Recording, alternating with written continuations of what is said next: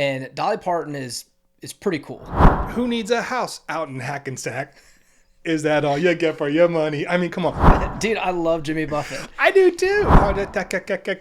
Hello and welcome to Personal Records. Today, we're doing our top 5 of 1977. Let's do it. Tumble out of bed and I stumble to the kitchen, pour myself a cup of ambition. All right, so Chris, 1977. I'm not going to lie. When you said that this was your idea to do this year, I was like, okay, challenge accepted.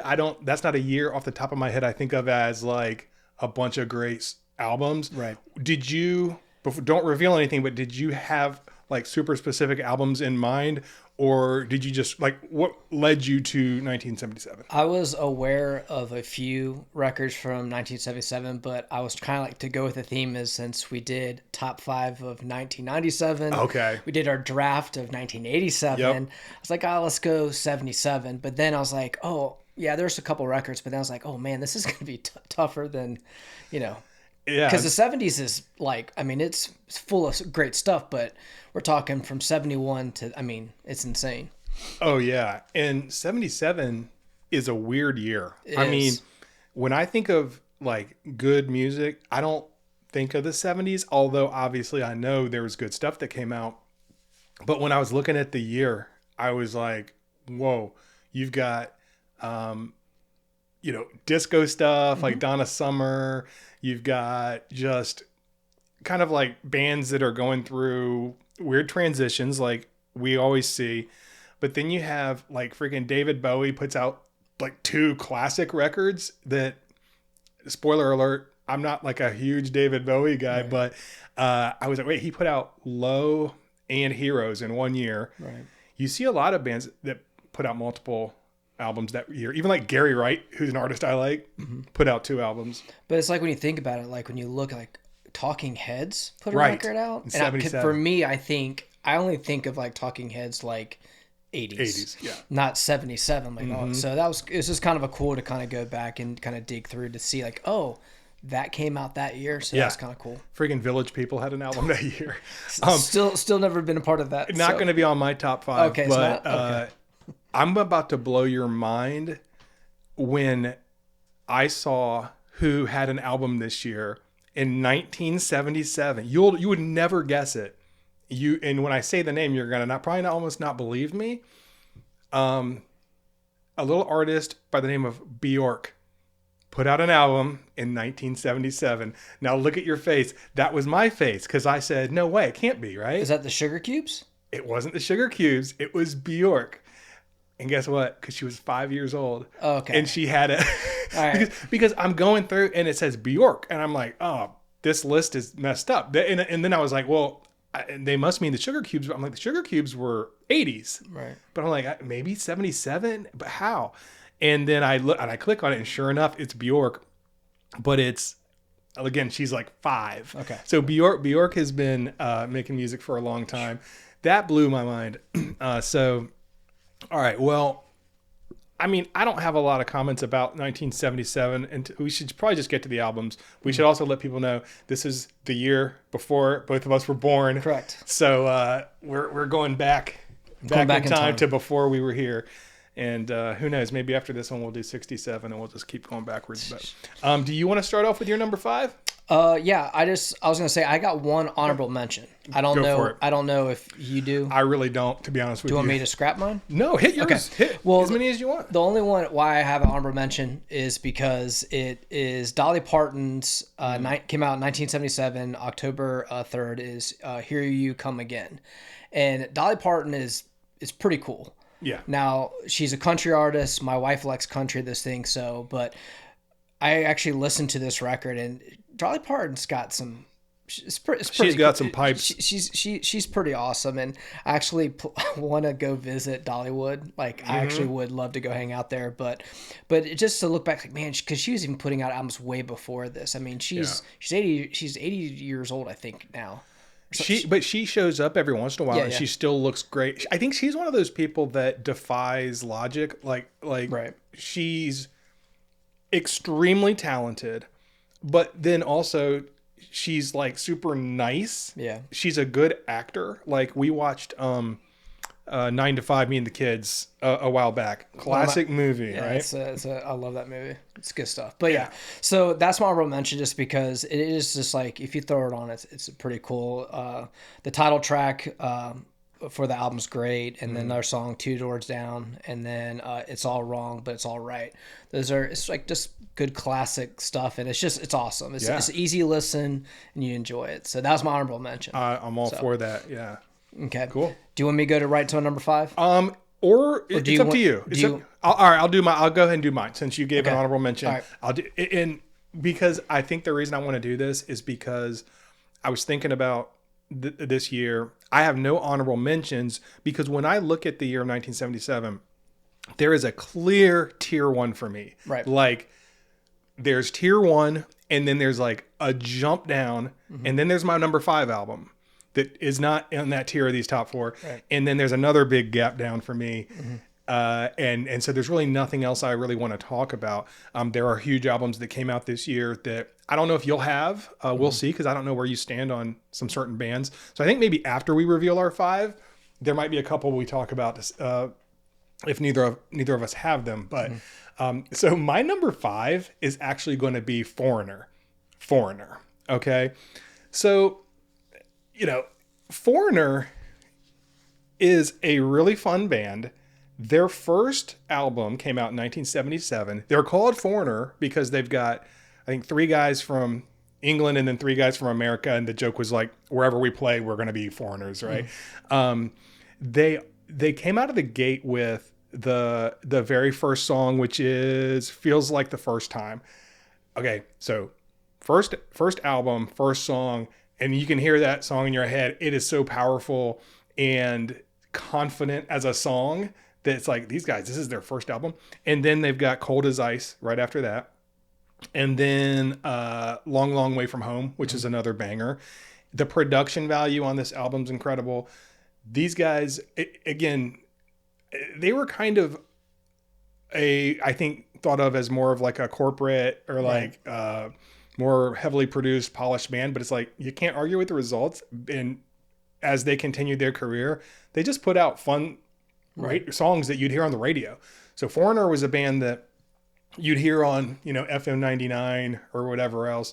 So when I looked at the list of all the stuff that came out in 97, is that a cool band to really like or have? And it's like, I don't know, probably not. But fact of the matter is, I'd rather listen to this Foreigner album than pretty much any of these other ones out there. So it's like, how do you put Foreigner over David Bowie? Well, I like it better. I don't know what else to tell you. Yeah. And then you have to give credit to Lou Gramm, who's the vocals. I mean, amazing vocals if you think about Foreigner. And that's really what pulls it all together. I mean, they sound good, but his vocals really take it over the top. So, like I said, this is not what I would call a top tier, in my opinion, album, but it made number 5 for me over really anything else that like I listed before. I wasn't going to put Bjork's 5-year-old debut or, the Village People. So it ended up being Foreigner. So that's awesome. There you go. That's good stuff. My number 5 is In Color by Cheap Trick. Oh, okay. Yeah. That came out in September 1st of 1977. This is their sophomore album, which is pretty cool. And what was neat is that this album was actually considered like one of the top 500 albums of like all time. It's definitely like a power pop, especially like in the 70s. But I mean, really everyone is fully aware of the song I Want You to Want Me. That was on this album. And that has been a song that's carried them in their career, because I kind of remember Cheap Trick being more of like 80s and then kind of spilling into that with other stuff. But there's some really, really good songs. So a song called Oh Caroline, another one, Southern Girls, and then Hello There. So pretty cool album. And, it's something that, as I'm sure there's a ton of Cheap Trick fans, they probably might like their 80s stuff, but from 77, this coming out, this is their second record. This is a pretty good record. So cool. That's my number 5. Yeah, I saw this record on there and I was like, I like Cheap Trick, but I do like their later stuff a little better. Obviously, like with Dream Police and Surrender and all that stuff. Right. But that's a great song and they're a really good band. I feel like they're almost like an underrated band.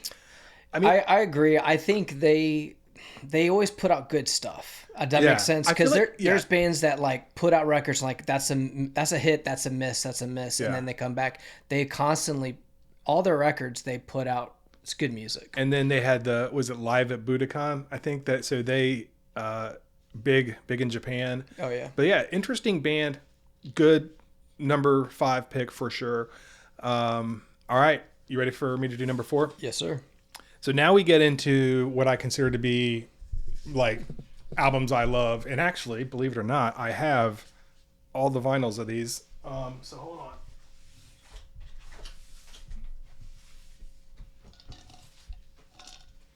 All right. So number 4 for me will be Asia by Steely Dan. So I have a little hot take on Steely Dan that I want to throw out there. And this is not something I came up with for the show. This is something I've thought about before. Steely Dan was not a band that, when I was younger, I liked, right? And it wasn't until, I'd say in the last 5-6 years, I was like, oh, you know who I should listen to is Steely Dan. And Steely Dan always kind of had a weird reputation, like as being maybe a little bit less than because of how heavily produced. I mean, and I remember I was thinking about them and I said, you know, I feel like Steely Dan is more punk than some punk bands. Mm-hmm. And you say Steely Dan punk, they're the opposite of punk. What I mean by that is they were so unique in just individual approach to music, right? In other words, what I'm saying is they didn't care that people didn't think it was cool or whatever. They said, we're going to take, 6 months to get this snare drum tuned the way we like it. Right. They're so obsessive about it that it just, to me, became almost like fascinating. Mm-hmm. There's one thing to go into a studio and only care about the production value and kind of the music doesn't have any heart. But it's another thing to take it to the level that Steely Dan did. And so, I don't know. I think they're actually pretty cool. And also, I feel like they didn't care right. how they came across. Okay, we're going to sing about what we want to sing about, and we're going to obsess over the sound. And it's going to be cool. So I only knew a lot of their stuff from, whatever the album is, I forget the name of it, that has like Dirty Work on it and all that. But I remember actually your brother was like, I like Asia. And I was like, oh yeah, I've heard of that one. I know maybe a couple songs. I got the vinyl maybe a year or two ago and just fell in love with it. I mean, Peg is a classic. And it's like, to me, one of the best just starters on a side 2 of an album ever. It's got just so many good songs. They all sound good. I only think they have 7 songs on this album, but Deacon Blues is really good. So so this could have maybe gone higher, but I really love my top 3. So number 4, Steely Dan, Asia. Great album. All right, my number 4 is Bat Out of Hell, Meatloaf. You did? Okay. Yes. I was wondering if you would go there with it. Yeah. And the thing is, this is because, I've listened to this before. I think the first time I remember like years ago, I saw it like on sale, I got it on CD. Mm-hmm. But it's really, really cool is because Meatloaf, this album's insane. Yeah. And why I say it's insane is because lyrically, what he's saying and singing, I'm saying like it's hard to sing that, but this is like this rock opera that another guy wrote about, and he's singing it. It's about Peter Pan. I know nothing about the lyrics of this it's album. written by this guy named I can't say his name right, but it's Jim Steinman or something like that. Okay. But anyway, this whole record though really shows off the fact is how talented Meatloaf is. Like this guy has he can belt it out. He's got lungs, and he's able to articulate all these words and then go through this dramatic thing. And the cover artwork itself is pretty cool. Is insane, but if you really do listen to it, it's a cool album to, like I said, it's not like I'm a Meatloaf fan or whatever like that, but the record's pretty cool. The record album artwork, you look at, you think like, oh, this is like, 70s death metal or like, you know, whatever. Right. Bad out of hell. But then it's Right, like it's not. this guy with this This voice. guy's Yeah. right. But you know, off this album though, some of the songs are pretty cool. 2 Out of 3 It Ain't Bad. That's a great song. And then also You Took the Words Right Out of My Mouth. That's another really good song. But I would say like overall why I chose that is because regardless of this, like this Meatloaf album is like an iconic album. It is. It is. Yeah. I mean, like I said, I haven't met a ton of Meatloaf fans, but everyone that you respect him. Is he alive? Is he still? I think it's a great question. I probably should have. He either recently passed or he's still alive. Sorry, Meatloaf. Yeah, and but the estate of Meatloaf, if you're still alive. But seriously though, like because he was in Fight Club. Remember? Yeah, Bob. Meatloaf. I have a lot of respect for him and those things. So I know like that's the thing too is that people did not like this. Reading about it, people were like, "Oh, like critics and stuff." Oh yeah, really? Like, okay. But see, that's how you know the guy's talented, right? Okay. He goes by the name Meatloaf, which I am assuming mom and dad didn't name him that, right? He chose Meatloaf. Right. He looks like however he looks with the hair, the whole thing. He chooses the aesthetic that he chooses, the lyrics that he chooses, and is so talented that and critics didn't like it, but yet somehow this album is still a masterpiece, the classic album that people still listen to. Right. That's talent. Well, that's the thing too is like reading about it is like he had like a big resurgence because when he came out with the song "I Would Do Anything," I Would Do Anything for Love. Yeah, everyone's like, "This is so good," and they went back. They're like, "Yeah," because that I believe that album was Bad Out of Hell 2 or something like that. Yeah, I'm pretty sure that was the name of the album. And let me tell you, but first of all, that song's tremendous. I of course remember when it came out on like the video on MTV because I might be nuts, but I want to say Stephanie Seymour is in that, the old Victoria's Secret model. I'm pretty sure because again, well, back then watching MTV videos, half of it was just like, you know, you'd be like seeing all these beautiful women in these videos. But I really wanted to do that song for karaoke, but guess what? I don't have that kind of voice to try to sing that song. Right. Oh my gosh. I remember thinking, I'm going to do this for karaoke, and driving in the car, putting on, and I know we're talking about an album that wasn't 1977, but putting on I Would Do Anything for Love, and halfway through going, I can't do this. And I tried singing it like 3 times and like threw my voice out. Yeah, like literally I couldn't talk after that. I was like, this guy. Well, that's the thing too, is that if you, like, even if, I encourage you to just put this on, whatever. If you listen to it, like you're like you feel like you're sitting in a theater, like hearing a musical. Yeah, that's exactly what you're doing. So that was Meatloaf. Came out May 10th of 1977. I'm so sorry, I said that wrong. October 21st, 1977. Okay, well, I feel like we could probably do more research on Meatloaf and probably would both really fall in love with the guy. But good call. And you ready for me to do my number 3? Yes, sir. Okay. Number 3 for me is Billy Joel, The Stranger. And I could already see in your face, you're like, never been a Billy Joel guy. Let me tell you something right now. This could have possibly been my number 1 if there weren't these next 2 records I'm about to do. Let me just read out here. Moving Out, The Stranger, Just the Way You Are, Scenes from an Italian Restaurant, Vienna, Only the Good Die Young, She's Always a Woman, every single one of those songs. And that is just banger after banger after banger after banger. Even if you are like never been a big Billy Joel guy, he's done a ton of music. Mm-hmm.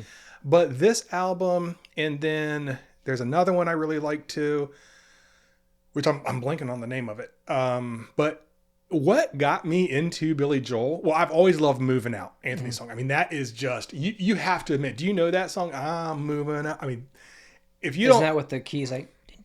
Yeah, okay. It's got heart attack, you ought to know. But I mean, I don't know how anyone could not like that song. It is so catchy. It's so good. It never gets old. It's really fun to sing. Who needs a house out in Hackensack? Is that all you get for your money? I mean, come on. And then but really what got me into this album was Scenes from an Italian Restaurant. Oh my gosh. Somehow I had missed that song my whole life. Mm-hmm. And I don't know. I heard it and I was like, holy crap. It goes like it's a story. It has a big change about 3 minutes in, where the whole rhythm changes, the song kind of changes, and then he brings it back at the end. It's phenomenal. And just, I listed all those other songs. I mean, the other thing is, we both love records and love vinyl, but I can't sit here and tell you I'm an audiophile and I can say, this was engineered just right for a record versus this. All I know is I do have ears, and there are some albums that when you put them on your record player, you put on the vinyl, it's just different. And this one is. Like, this is one of my favorites to just put on. Cool. It sounds incredible. Just the sound stage, of it, you feel like you're listening to a live show. It's so well done. So I love this album, The Stranger. I got it on vinyl again, maybe like 2 or 3 years ago, just at a thrift store. It was like $5. I said, oh, let me pick it up. And it's been really, truly one of my most listened to records. So I feel like it's a classic that I came to late in life, but I'm like, oh, I get it. Because Billy Joel's made so much music. I don't, frankly, like the stuff that we heard a lot in the 90s, it was like the river of whatever, not the river to sea, but like whatever songs he was putting out, I didn't dig that much. But you go back to this, is pretty darn cool. So there you have it.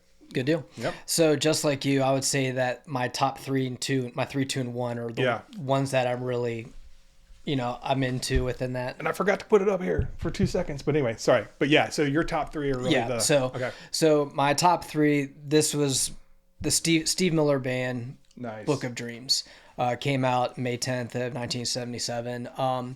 I absolutely love this record just because like this is the type of record like I put on if I'm driving. This is like, I know that's kind of like a cop out saying like it's a driver, but like it's just from start to finish, it is great. So with this is also what's nuts. This is like his 10th album. Really? Yeah. So really? like he's cranking what stuff was on out. this? This was Jet Airliner, Swingtown, True Fire Love, and Jungle Love. Oh. So okay. Yeah, so this isn't Bangers. like, because like I think the Joker came out like in like 1972, like early 70s. Yeah. So within this, but it's just as a great record. Book of Dreams by Steve Miller Band.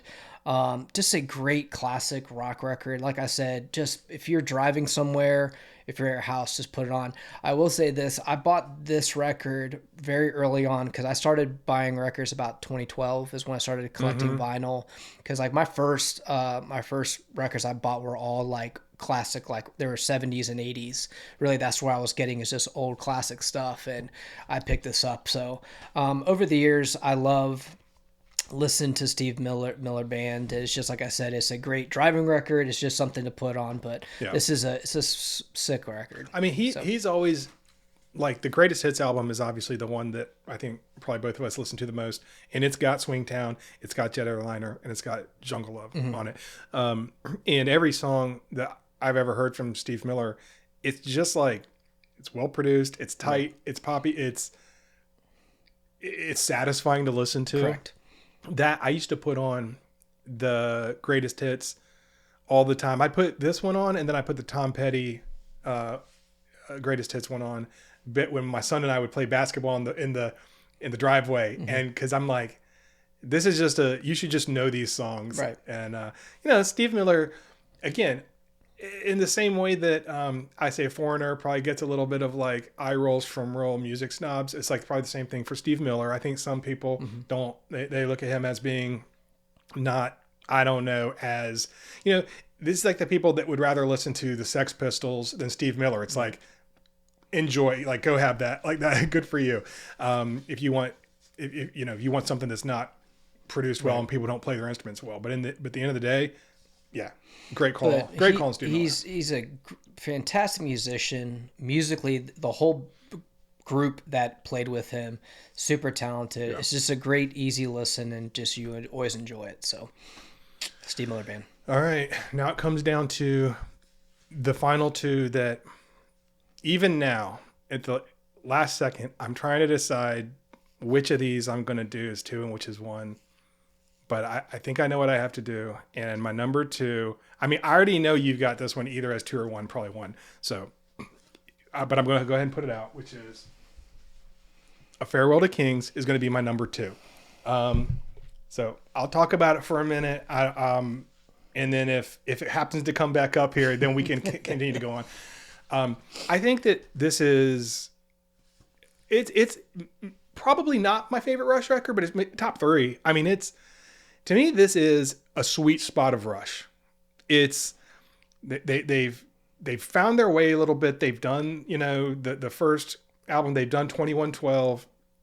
But 2112, as wonderful as it is not like it's its own thing.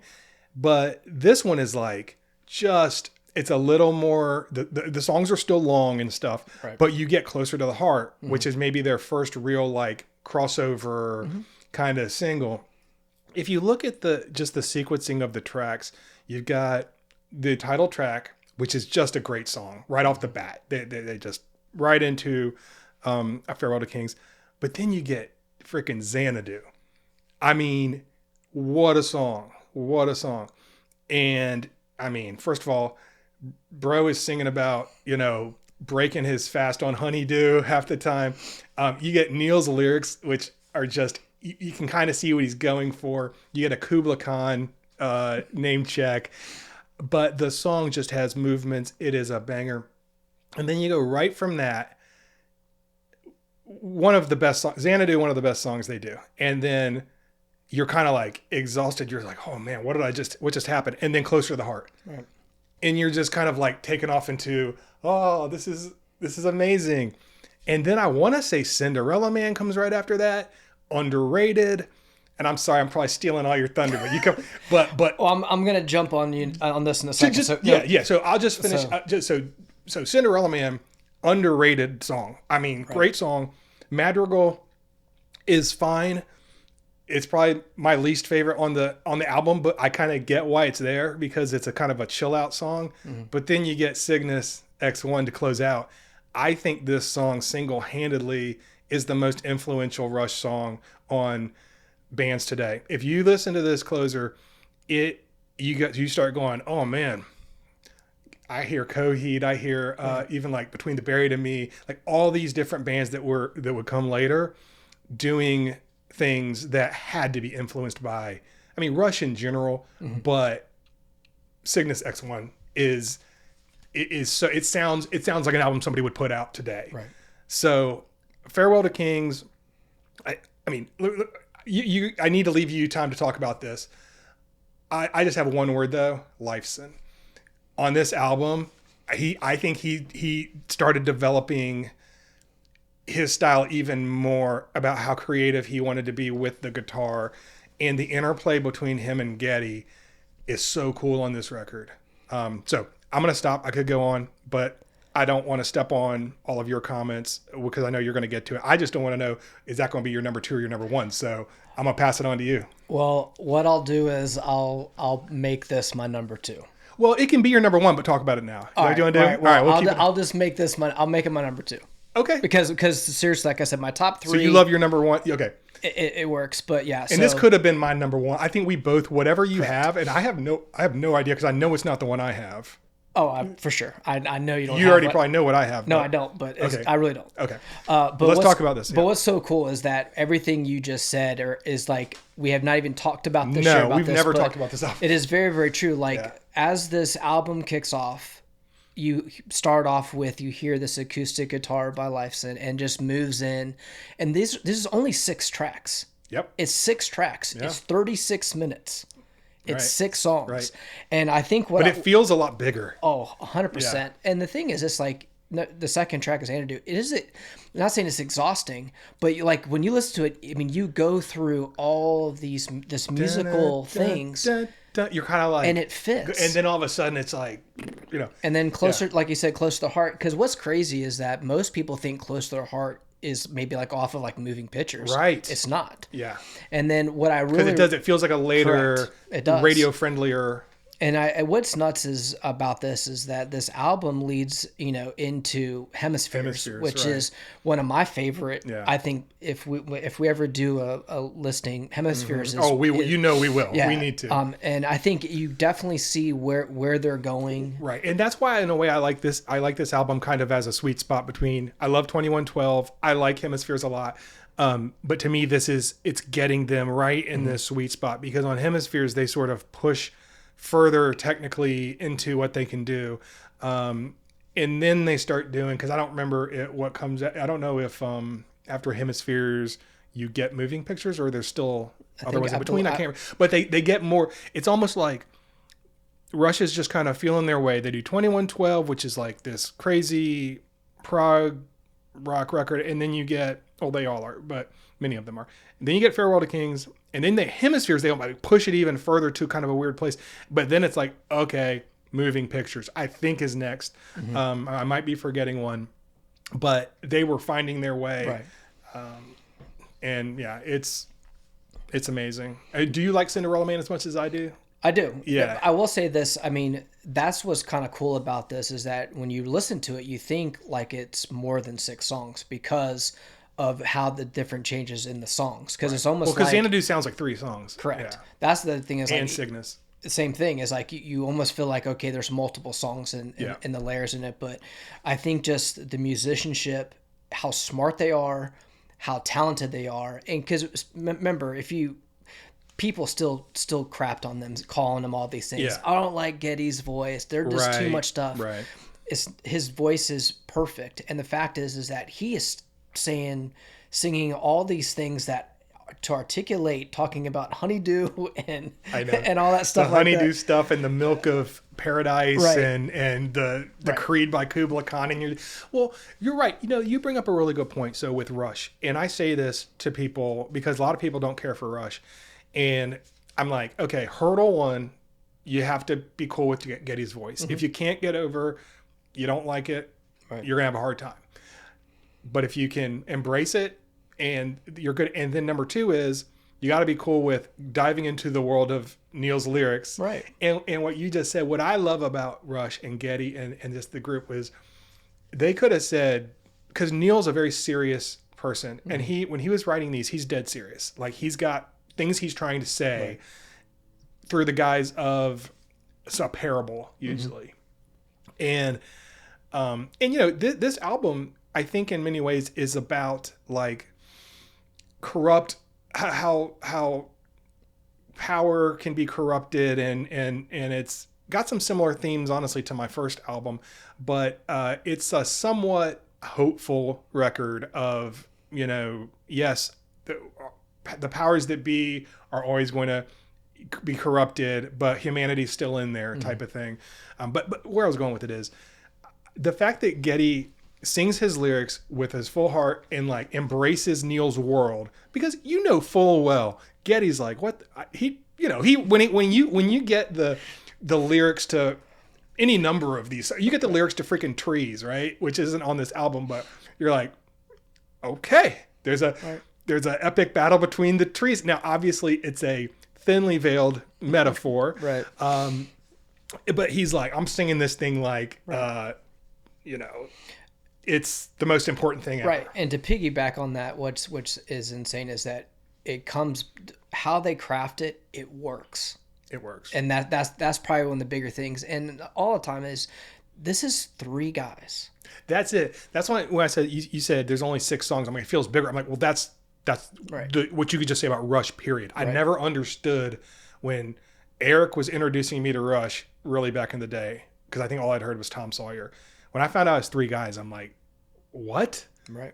It still doesn't make sense. And a lot of that is because of, well, really it's all of them, but Leifson's, guitar work is so interesting and so layered, and so he doesn't rely on big solos all the time and stuff. He does his thing. And then Geddy's just so good at bass, and the 2 of them together create this thing. And then Neil. Yeah. And if he's using I don't know drums that well, so I don't even know what they're called. He's got his cowbells and his chimes and everything, and he just creates this monster sound together with them. So, yeah. Heck yeah, man. Farewell to Kings. Yeah.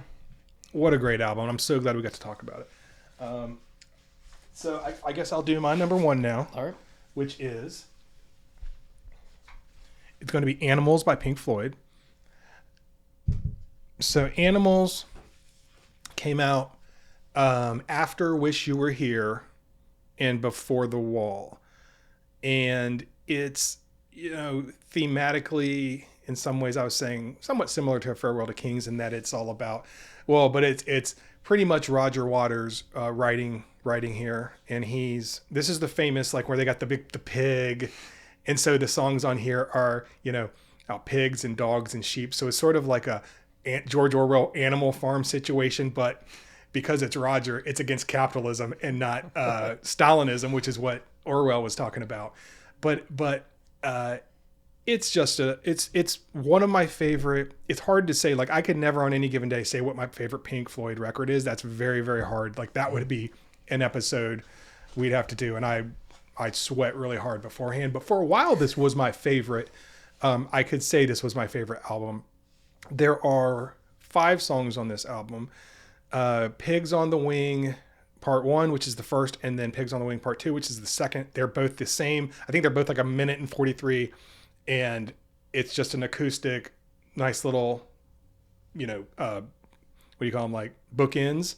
But then in the middle you have pigs, you have dogs. Well, I think it's dogs, and then it's pigs, and then it's sheep.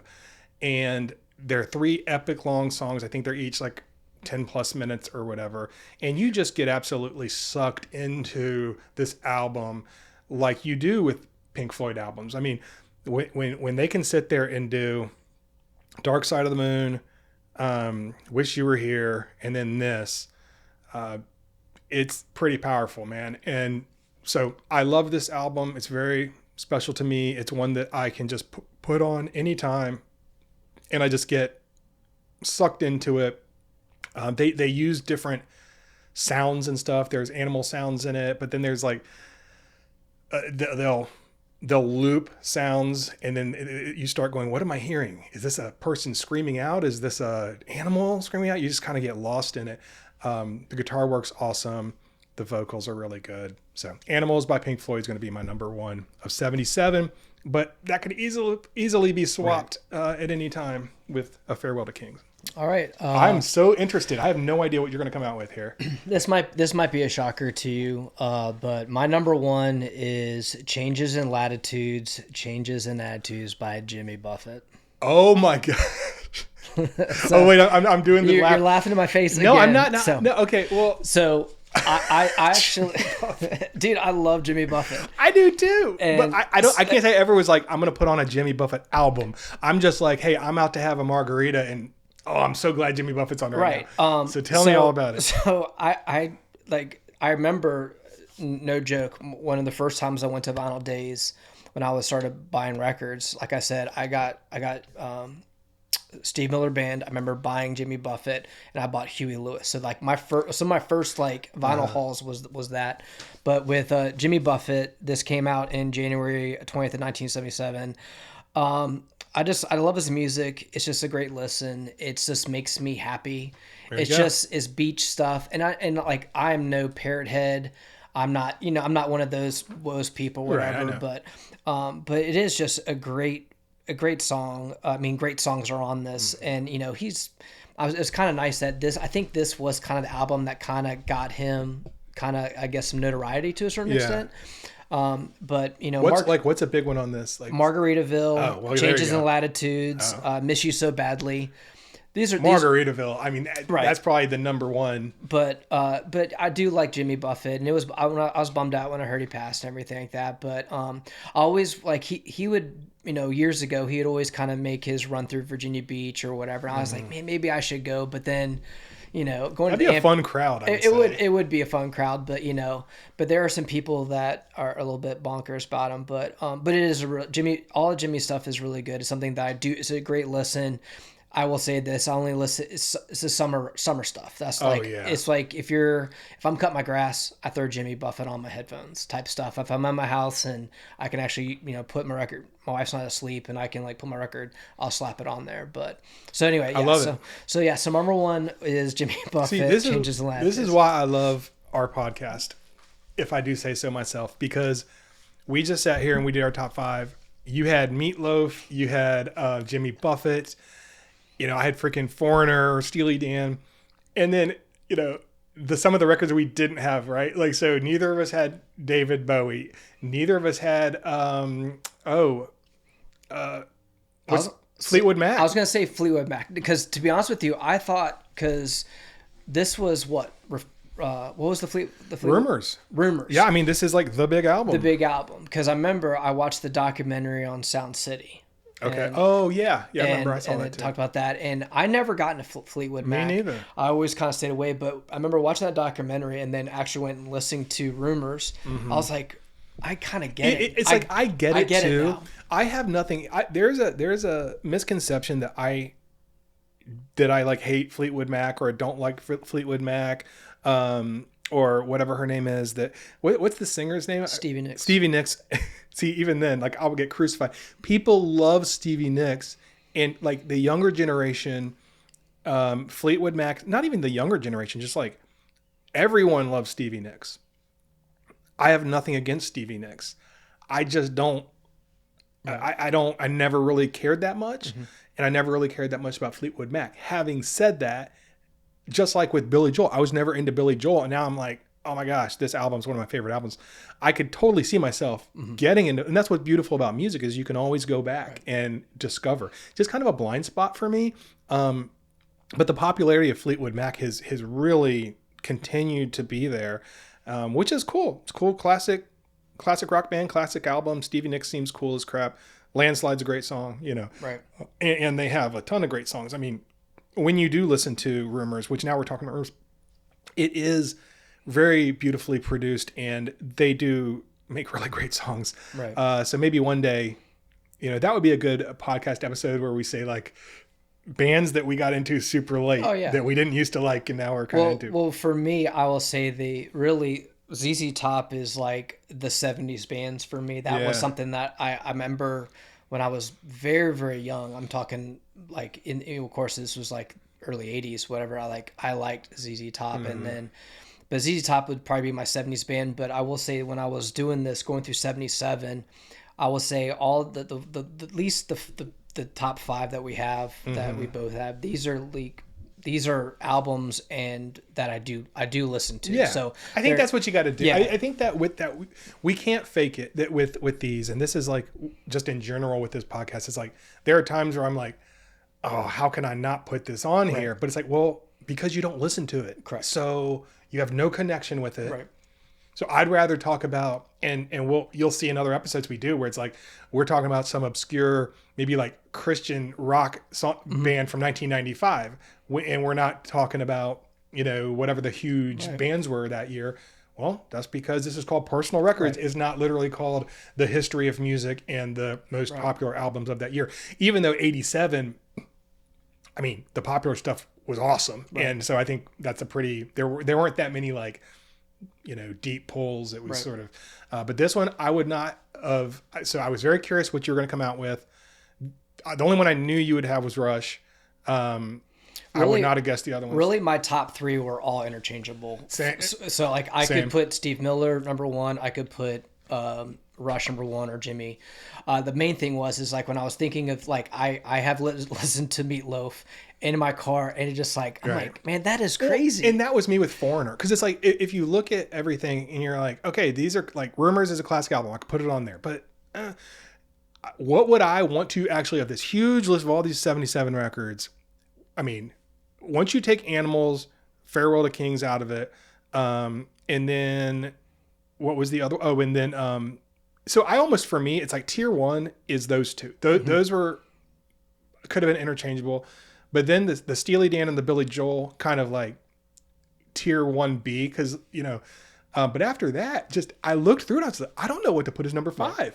Well, I'm that's not what just I'm going to saying, put I'm not just going to randomly put a David Bowie album that I don't listen to on there. Well, I'm not. That's the same thing. So- I'm not gonna say I'm picking Talking Heads when. Right. It's like Psycho Killer, I think, is the only song on that album that I know. Because I looked at that too. I was like, oh, maybe if there's, but so I love, that's what I love about this podcast is it's just completely, I don't know, unpredictable. And so I'd be very curious. I can't wait for this one to come out. I'm curious what people will think, if they're surprised, if they think we made good picks, if we missed something like super obvious. But I think we've talked about all the ones that are the big ones that we missed. I think people are like, why didn't you put Fleetwood? I think that's going to be the big one. But the thing is, it's like, I don't. We'd be faking it if Yeah, we both I'm not- were like, all right. right, let's talk about rumors right now. It's like, No. all right. So, all right, man. 1977 in the book. We still got, now that I know that your method behind your madness, we've still got 67, 07, 17. So that's what I was figuring. Since our first episode. 07 was, would be a good one, actually. 07 would be. And we've done nothing. Well, we did 2000, but we've done nothing after that as far as years. Correct. So that sounds like a good idea. So that was my whole train of thought. Is we did 97. Gotcha. The draft was 87. Now we're doing top 5 of 77. Now 67. I don't think we should do, because I can't think. See, of this anything. is going to be interesting because I love a lot of 60s music, and I don't know that you're big into that. So we'll see. We probably won't end up doing a year like 67, but I still think we can find a way to pull in some of the stuff I like from back then. So anyway, 1977 is in the books. Christopher, great job. Yes, sir. Music. Hey, have a good day. Have a great day.